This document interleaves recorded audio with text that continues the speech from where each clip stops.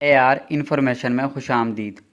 دوستوں، فلسطین کی پچھلی 150 سالہ تاریخ تنازعات، جنگوں، سازشوں، غداریوں اور ظلم و ستم کی داستانوں سے بھری پڑی ہے۔ 19ویں صدی کے آخر تک فلسطین کا یہ علاقہ سلطنت عثمانیہ کا حصہ تھا۔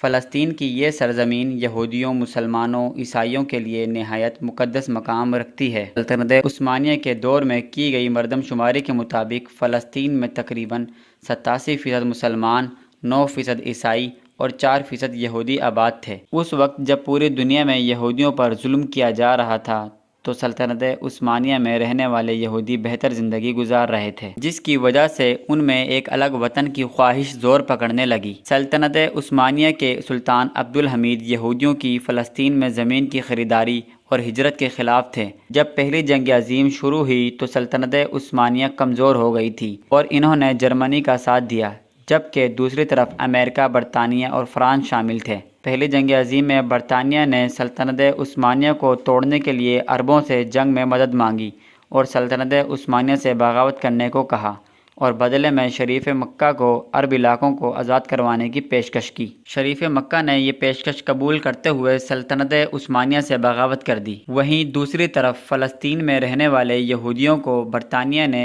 سلطنت عثمانیہ سے بغاوت کرنے کے بدلے میں یہودیوں کے لیے الگ وطن کی پیشکش کی۔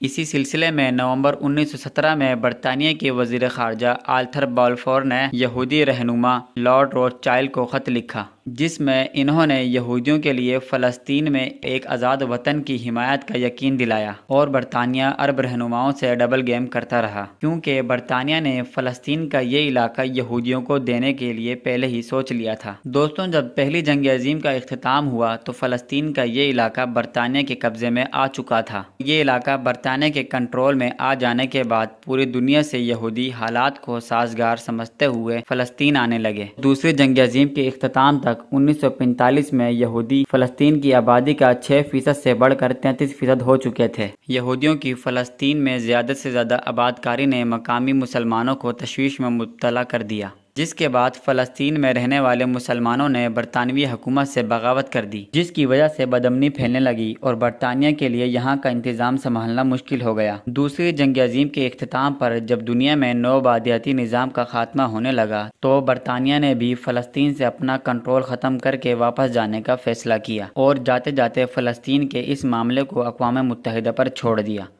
جس کے بعد اقوام متحدہ نے کمیٹی تشکیل دی۔ اس کمیٹی نے فلسطین کو 2 حصوں میں تقسیم کرنے کی تجویز پیش کی۔ 10 رکنی اس کمیٹی کے 7 ممبران نے فلسطین کو 2 حصوں میں تقسیم کرنے کی تجویز پیش کی اور 3 ممبران نے اس کی مخالفت کی۔ اقوام متحدہ کی کمیٹی نے جو تجویز پیش کی اس میں نجف، صحرا، زرخیز زمین اور ساحلی میدان اسرائیل کو دے دیے گئے۔ صاف پانی کے سب سے بڑے ذخیرے سی آف گلیلی کو بھی اسرائیل کو دے دیا گیا۔ اسرائیل کو دیے جانے والا یہ علاقہ کل فلسطین کے رقبے کا 57% تھا، جبکہ فلسطین کے مسلمانوں کو دیا ہوا علاقہ رقبے کے اعتبار سے 43% تھا۔ فلسطین کو دیے ہوئے علاقوں میں لبنان کا یہ سرحدی علاقہ، ویسٹ بینک اور غزہ کا یہ شمالی علاقہ تھا، جبکہ بیت المقدس کو عالمی کنٹرول میں دے دیا گیا۔ زرخیز زمین اسرائیل کے پاس آ جانے کے بعد اس کی زراعت کی ضروریات پوری ہونے لگی اور یہ میدانی علاقے اسرائیل کو ملنے کے بعد اسرائیل کی صنعت اور تجارت کو فروغ ملنے لگا۔ اقوام متحدہ کی طرف سے فلسطین کی تقسیم غیر منصفانہ تھی۔ فلسطین میں یہودیوں کی 33% آبادی کو 57% علاقہ دے دیا گیا، جبکہ مسلمانوں کی 67% آبادی کو صرف 43% حصہ دیا گیا۔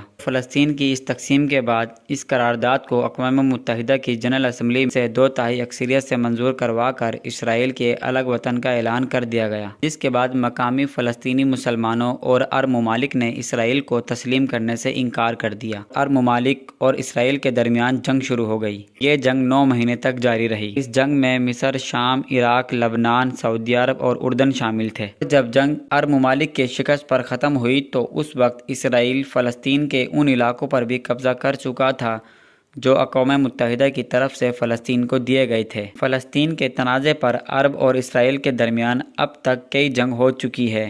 ان میں 1956، 1967 اور 1973 کی جنگ ہو چکی ہے اور ان جنگ کے درمیان فلسطین ہر بار مزید سکڑتا رہا اور اسرائیل فلسطین کے علاقوں پر قبضہ کرتا چلا گیا اور آج کا فلسطین غزہ اور ویسٹ بینک کے چھوٹے سے حصے پر رہ گیا ہے۔ اسرائیل ویسٹ بینک کے علاقوں پر مزید یہودی آبادیاں بسا کر ان پر اپنا مزید کنٹرول کرتا جا رہا ہے۔ اسرائیل کے یہ اقدامات عالمی قوانین کی خلاف ورزی ہے، جس کو پوری دنیا میں غیر قانونی مانا جاتا ہے، جبکہ امریکہ اسرائیل کی حمایت کرتا ہے۔ فلسطینی مسلمانوں کو سب سے زیادہ شکایت اپنے عرب ممالک کے رہنماؤں سے ہے جو فلسطین کی حمایت نہیں کرتے۔ دوستو، یہ تھی ہماری آج کی ویڈیو۔ ہماری مزید آنے والی ویڈیو کو دیکھنے کے لیے ہمارے چینل کو سبسکرائب کریں اور دیکھتے رہیے AR انفارمیشن۔